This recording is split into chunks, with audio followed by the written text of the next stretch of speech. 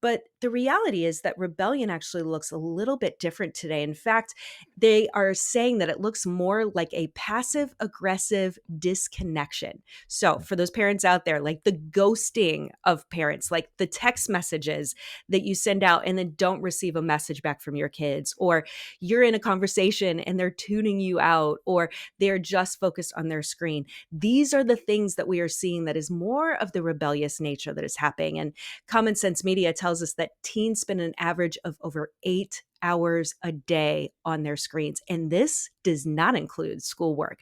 So, the question is, how can parents respond to this type of teen rebellion? And how can we help them avoid spending all their time in a digital field instead of spending it in real life with their family? Jim, what are your thoughts? Well, I think it's a great question, and I think it's very insightful what you just said. I when I was 18, I started working with teens, and I still wake up thinking about how do I help teens, even though I mainly spend my time talking to parents and about their marriages and their parenting. But I think you're right that the way we do digital today is a form of rebellion, and because it's so much taken over our life, it is a form of rebellion. And so I think parents have to get their arms around how do they create a media safe home for their kids? Hmm. And, we're in the protection business. So when our kids are a little bit younger, we're going, no, you're not going to go to the mall by yourself. You're 8, right? You're Yep. not going to the lake by yourself. Today, what we have to do is help our kids, even at a younger preteen, going on into the teen years, help them, learn to become responsible with digital because digital, being today, di- what they do with their digital world is just as scary as what people would do with substance abuse.